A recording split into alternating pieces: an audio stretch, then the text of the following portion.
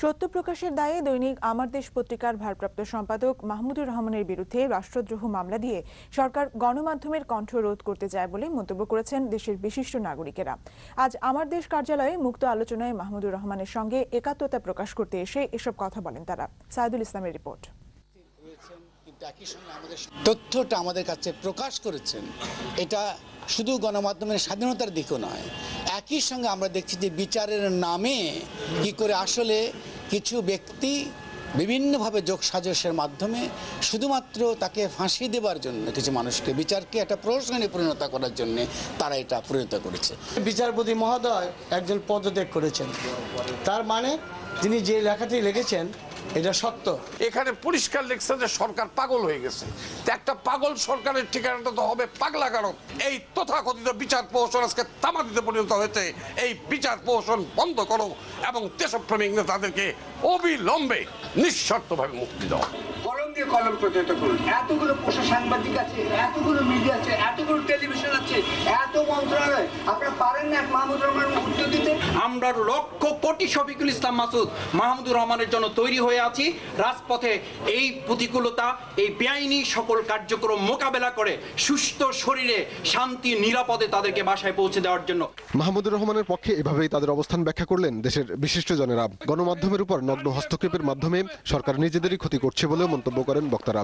সাংবাদিকদের উপর নিপীড়ন এবং বিচার বিভাগকে প্রভাবিত করা, এর কোনোটাই এই সরকারকে জনরোষ থেকে রক্ষা করতে পারবে না। বাধা কত দিবে?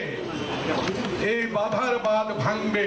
এই আওয়ামী লীগ একটা গৃহযুদ্ধের দিকে দেশটাকে ঠেলে দিচ্ছে এবং খোলা পানি করে মাছ শিকারের জন্য তারা পায়তারা করছে। হ্যাক করা একটা নিউজ যিনি উনি করেন নাই, আরেকজনে করেছে, সেটাকে তিনি আবার পুনর্মুদ্রণ করেছেন, এটুকুই তিনি করেছেন। এটা কোনো অপরাধ হয় না। লিমনের পা কেটে নিয়েছে, সেটা মানবতা বিরোধী অপরাধ দায়। আজকে ইলিয়াস আলীকে ফেরত পাচ্ছে না, সেটাও নাকি মানবতা বিরোধী অপরাধ দায়।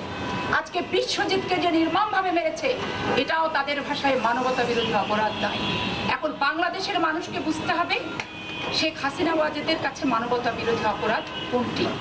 সৎ ও সাহসী সাংবাদিকতার যে নজির মাহমুদুর রহমান স্থাপন করলেন তা অনুসরণ করতে সব সাংবাদিকদের প্রতি আহ্বান জানান বক্তারা। দেশে নাই খাদ্য, দেশে নাই কোনো আইন, এই অবস্থার মধ্যে তিনি রাষ্ট্রপতি, তিনি এইটা দেখছেন না, এইটাই আমার কাছে আশ্চর্য লাগে।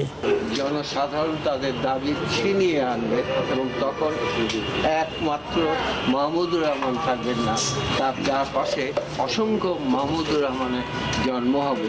মাহমুদুর রহমান বলেন, পত্রিকায় প্রকাশিত রিপোর্ট যদি রাষ্ট্রের বিরুদ্ধে যায় তাহলে বিচারপতি নিজামুল হক নাসিম সবার আগে রাষ্ট্রদ্রোহিতা করেছেন। রাষ্ট্রদ্রোহিতার তো কোনো প্রশ্নই আসে না। এই নিউজটি প্রথম ফাঁস করেছেন বিচারপতি নিজে, কারণ বিচারপতি যেদিন রুলিং দিলেন তারপরেই কিন্তু জনগণ জানতে পারলো যে বিচারপতি এরকম কথাবার্তা বলেছেন বাইরের লোকের কাছে।